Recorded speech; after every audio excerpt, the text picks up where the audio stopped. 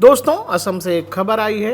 असम में असम की सरकार, हेमंत बिश्व शर्मा वहां के मुख्यमंत्री ने एक फैसला किया है। फैसला ये कि वहां जो जुमे के दिन विधायकों को छुट्टी मिलती थी, 2 घंटे की छुट्टी प्रेयर के लिए, नमाज के लिए, अब वो नहीं मिलेगी। शुक्रवार का दिन भी हम लोग विधानसभा करेगा, नॉन स्टॉप हम लोग विधानसभा करेगा। 2 घंटा का हमें छुट्टी नहीं चाहिए। जिसको नमाज पढ़ना है जरूर हो अपना नमाज अदा करेगा, उसमें कोई आपत्ति नहीं है। लेकिन जो 2 घंटा वाला छुट्टी थे वो अभी से आगे नहीं होगा। और इसके पहले आपको पता होगा कि हेमंत बिश्व शर्मा ने ये कहा था भरी विधानसभा में कि वो असम को मियाँ लैंड नहीं बनने देंगे। मियाँ मुसलमान मानुखिनिये गोटे असम लबई, आमिओ लब निदिउ, হৈ গল आमिओ लब निदिउ। इसके अलावा आप जब जाएंगे 2 दिन 3 दिन पहले जाएंगे तो आपको याद होगा योगी आदित्यनाथ ने उत्तर प्रदेश में कहा था कि अगर बटेंगे नहीं तो कटेंगे नहीं। उन्होंने ये बात बांग्लादेश के संदर्भ में कही थी, बटेंगे तो कटेंगे। जो कुछ बांग्लादेश में वहां के हिंदुओं के साथ हो रहा है। तो सवाल है कि क्या ये तमाम नेता, वो चाहे योगी आदित्यनाथ हो या हेमंत बिश्व शर्मा हो, क्या वो देश में बढ़ती मुस्लिम आबादी की तरफ एक खतरे के रूप में देख रहे हैं? और क्या बार बार ये आगाह किया जा रहा है? अपोजिशन, विपक्ष लगातार इसको सांप्रदायिक बता रहा है कि सांप्रदायिक पॉलिटिक्स की बात कर रहा है।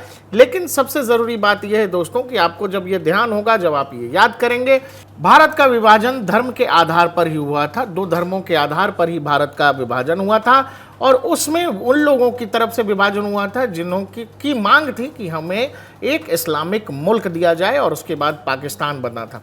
जब आप इन चीज़ों को ध्यान रखेंगे तो आपको फिर संसद में निशिकांत दुबे का वो बयान भी याद रखना चाहिए, जब निशिकांत दुबे ने कहा कि झारखंड में लगातार घुसपैठ की समस्या है और वहाँ पर जनजातीय इलाकों में, आदिवासी इलाकों में जानबूझकर बांग्लादेशी घुसपैठ हो रही है और वहाँ आ रहे लोग जानबूझकर वहाँ की आदिवासी महिलाओं से शादी करते हैं और बाद में कन्वर्जन का खेल होता है। आज क्या हो रहा है? बांग्लादेश का घुसपैठ हमारे यहाँ लगातार बढ़ रहा है। जो आदिवासी महिलाएं हैं उनके साथ बांग्लादेशी घुसपैठिए शादी कर रही है। हिंदू और मुसलमान का सवाल नहीं है। हमारे यहाँ जो लोकसभा का चुनाव लड़ती हैं महिला, आदिवासी कोटे से लड़ती हैं, उनके पति मुसलमान हैं। जिला परिषद की जो अध्यक्षा हैं उनके पति मुसलमान हैं। मुखिया जो आदिवासी होते हैं, और ये टोटल जो है आप समझे हमारे यहाँ 100 आदिवासी मुखिया है जो आदिवासी के नाम पर है और उसके पति जो है सभी के सभी मुसलमान हैं। झारखंड के बारे में जब ये सब कुछ निशिकांत दुबे कह रहे थे तब आपको ये ध्यान रखना होगा कि जो आबादी 1991 में एक वक्त पे 40% के आसपास होती थी, जनजातीय आबादी संथाल के क्षेत्र में, वो आबादी 2011 के सेंसस तक आते आते 28% के आसपास रह गई। और वहीं जब आप मुस्लिम आबादी संथाल क्षेत्र में देखोगे झारखंड के अंदर, 1951 के जो जनगणना बताती है वो ये कि 9% के आसपास की वो आबादी जो 2011 आते आते 22% के आसपास हो गई। यानी कि मुस्लिम आबादी पिछले 50-60 सालों में, झारखंड के केवल संथाल की हम बात कर रहे हैं, देश में ऐसे बहुत सारे और इलाके हैं। हम एक संथाल पर बात कर रहे हैं जिसमें संथाल में 2011 आते आते वहाँ मुस्लिम आबादी 22% से ज़्यादा हो गई, यानी 2 गुने से ज़्यादा। और 2011 में जनजातीय आबादी जो 40% 1951 में थी वो घटकर 28% के आसपास आ गई। यानी कि जनजातीय आबादी घटी, दूसरी तरफ मुस्लिम आबादी में बढ़ोतरी हुई। देश के अलग अलग हिस्सों से तमाम बड़े नेता लगातार बढ़ती मुस्लिम आबादी पर अपनी चिंता समय समय पर जताते रहे हैं। इसके अलावा देश के जाने माने लेखक और विचारक दिलीप मंडल ने एक पोस्ट लिखा है ट्विटर पर, जिसके बाद काफ़ी बवाल हो गया है। ट्विटर पर दिलीप मंडल ने कहा है कि देश का आचरण मतलब मूल व्यवहार यह है कि ये देश हिंदू बहुल देश है।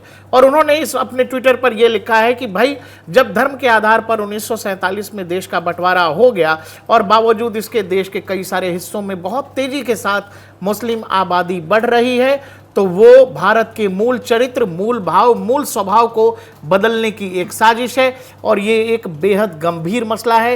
ये कोई सांप्रदायिक मसला नहीं है, इस पर बात होनी चाहिए। जैसे योगी आदित्यनाथ ने बटेंगे तो कटेंगे की बात कही, वो बांग्लादेश के संदर्भ में थी, लेकिन लोगों ने उस बयान को, विपक्ष के तमाम नेताओं ने और भी कई सारे लोगों ने सोशल मीडिया पर उसको सांप्रदायिक बता दिया। लेकिन सवाल ये है कि अगर पाकिस्तान बनने के बाद भी देश के अंदर अलग अलग हिस्सों में जानबूझकर तेजी से मुस्लिम आबादी एक तरह से बढ़ रही है, तो क्या इस पर बात होनी चाहिए या नहीं होनी चाहिए? आप अगर उत्तरांचल, उत्तराखंड की बात करेंगे तो 2000 के आसपास उत्तरांचल के हिस्से में एक वक्त पर 1% के आसपास मुस्लिम आबादी थी।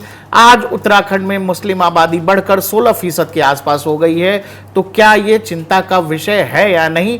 और यही बात जाने माने लेखक, जैसा मैंने आपको कहा, दिलीप मंडल ने यही बात कही है कि जगह जगह हो रहे जो अल्पसंख्यक हैं, बावजूद इसके 20% के आसपास इस देश में आबादी है, वो आबादी देश के अलग अलग क्षेत्रों में बहुत तेजी से अपना पांव पसार रही है।